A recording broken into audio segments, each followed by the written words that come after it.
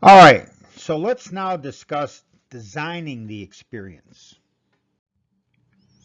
Once again, you can turn ordinary products into experiences, but to be able to do that, one of the things that you need to be able to do is to design new experiences and to modify existing experiences. So the design element is very important.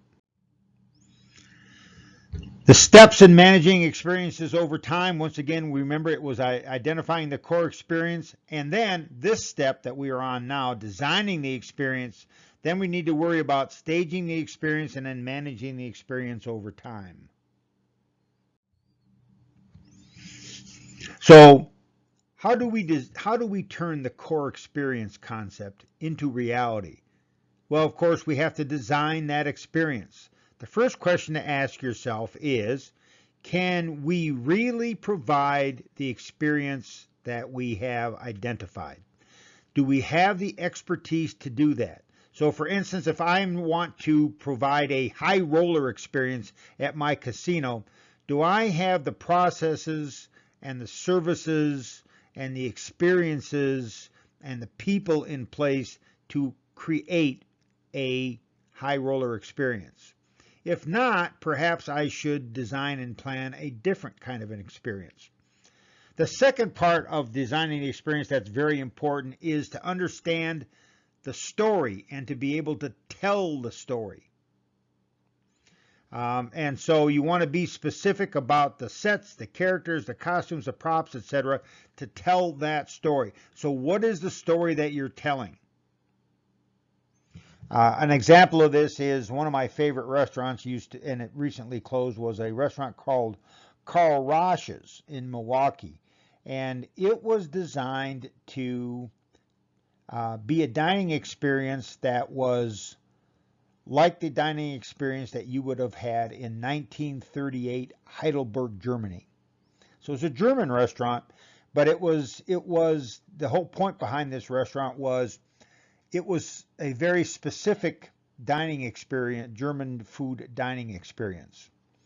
And so they, at Carl Rosh's, tried to tell you that story. And they tell the story by the way that they've designed the experience, by the way the restaurant looks, the menu that they have, the waiters and the service, and all the way down to their string quartet playing German classical music from the time.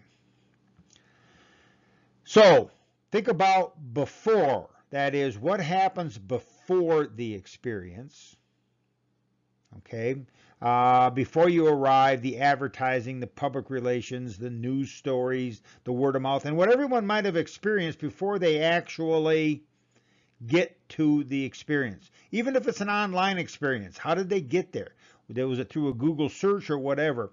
So when they arrive, we understand how they have arrived. So in some cases, the restaurants will have valet service, and they have valet service to make it easy for you to pull up to the restaurant, get out and go in and have a dining experience and not worry about where you parked your car or is your car safe, etc., etc. So think about the before the experience activities. Think about when you go to Disneyland. When you go to Disneyland, you typically drive in and you park in the parking garage, and then what happens? Well, you go down to a waiting area in the garage, and a tram comes by with either Donald Duck or Mickey Mouse or Pluto or somebody's picture on the front of it, and they say, remember which tram took you to Disneyland, because that's the one you need to ride back to get to the right parking garage. It's all part of the pre-experience activities. Think about during the experience. What happens during the experience? What's the structure of the experience? Is it one big experience or is it a set of experiences? Think about Disneyland. Disneyland has Frontierland and Futureland and all the other kinds of lands that they have there. But it is a set of different experiences. And think about how the experience is set up and how the story is going to be told. That is, the experience has a beginning, a middle, and an end. So at the beginning experience, think about what is the actual beginning of the experience. When does the experience start?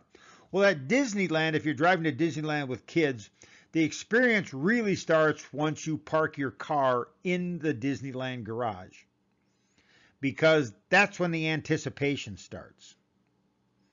And of course, you and I know that the real experience doesn't start until you've paid your admission and you at least walk into Main Street, USA, before you ever actually get to the Magic Kingdom. So you ask yourself, what is the real beginning? What's the preface? What's the introduction? What's the story? What's the epilogue? What is the core experience going to be? And the whole point behind the beginning, it's a little bit like telling a story. What's the beginning of the story? Well, when you tell a story, the first couple chapters of a book are all designed to do what? To build all of the structure so that you understand the experience that you're going to be going through in the book. You understand what the story is going to be in the book. The first couple chapters are all designed to introduce you into the story, to immerse you into that story. The middle is the actual immersion into the experience, of course. That's got to do with the sets and the scripts and the schemas and the characters and the settings, etc. If you go to Disneyland, it's after you get into the Magic Kingdom and you see the things like the typically right at the beginning of Disneyland is the things the rides that are designed for the smallest kids, and there's a small world ride, and you typically get a little map out and you think about, you could plan your day around what kinds of experiences you want to do. We want to make sure that we ride the roller coaster, and we want to make sure that we do all the things that we would do at Disneyland. And then how does the day end? How does the experience end? Well, and the question might be, well, how should it end? And of course, I'm going to tell you my little San Diego Zoo story here. When I was at Brookfield Zoo in Chicago working on that project many years ago, the San Diego Zoo people were there. And they pointed out that every major exhibit that they have, the experience of going through that exhibit ends in a gift shop. And they said not only is it done so we generate some revenue, but it's also done so that the individual has the ability to buy a souvenir to create an instant memory of that experience. Also, you need to identify the things that negatively and positively impact the experience. Negative impacts are things like bad service, restrooms that are out of order, long lines at the restrooms,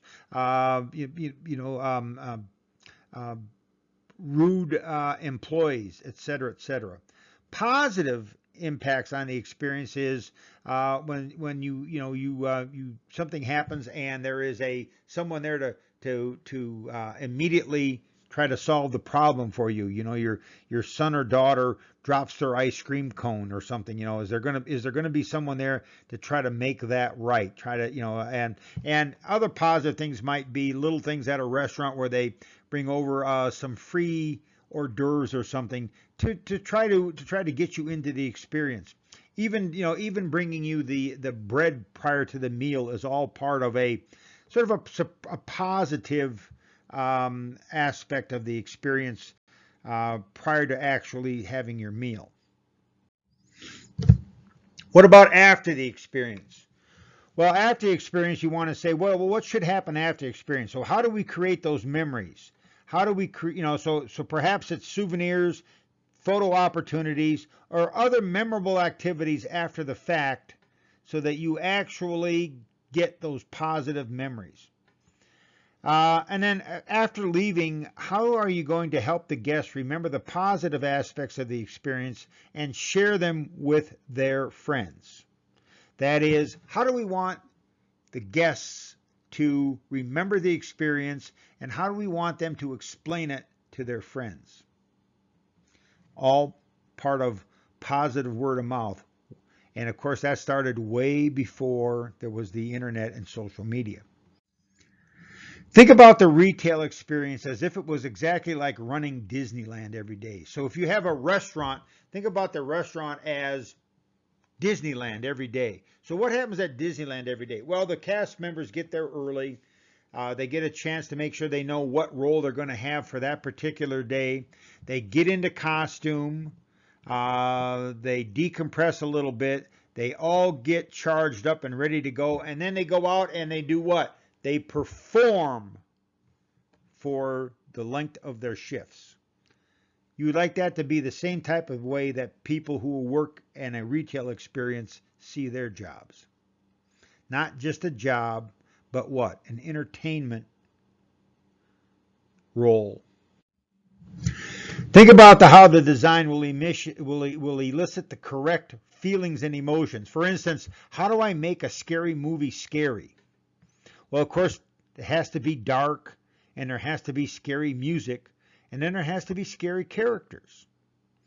And then there has to be what? Those sudden changes in the scenery to create a fear, anticipation, and anxiety.